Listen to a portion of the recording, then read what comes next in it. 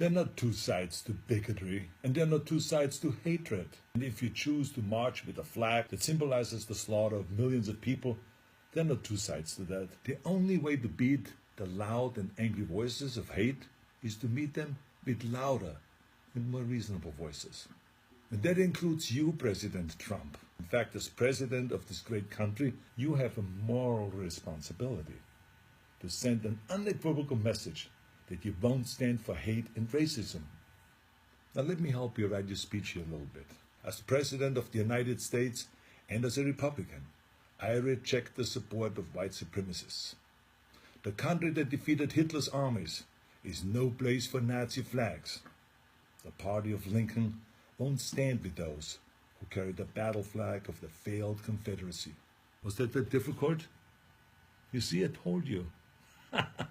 I have a message to the neo-Nazis and to the white nationalists and to the neo-Confederates.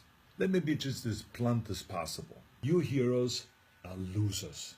You're supporting a lost cause. And believe me, I know the original Nazis. I was born in Austria in 1947, shortly after the Second World War.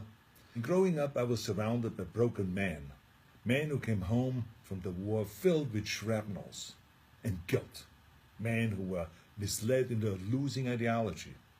And I can tell you that this ghosts that you idolize spent the rest of their lives living in shame. And right now, they're resting in hell. I know that you weren't born with these hateful views.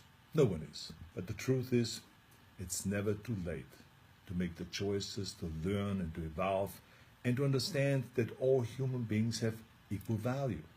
If you say, Arnold, hey, I was just at the march, don't call me a Nazi, I have nothing to do with Nazis at all. Let me help you. Don't hang around people who carry Nazi flags, give Nazi salutes, or shout Nazi slogans. Go home. Or better yet, tell them that they're wrong to celebrate an ideology that murdered millions of people. And then go home. You're so lucky to live in a country that gives you every right to say horrible things. But think about how you could actually use that power for something good. Those of you who have been silent, you must also evolve. I have learned a long time ago that the only way we can really eliminate hatred is to face it head on.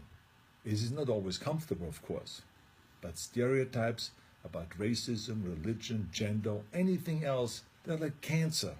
If you had a tumor, you wouldn't quietly hope that it slowly disappears. You would zap the shit out of it with all the chemotherapy and cut it out and try every experimental treatment until it was gone. But this is no different.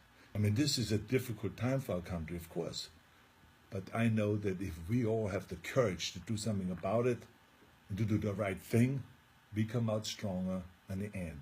I've already donated some money to the Simon Wiesenthal Center, named after a great Nazi hunter, who I was lucky to call a friend.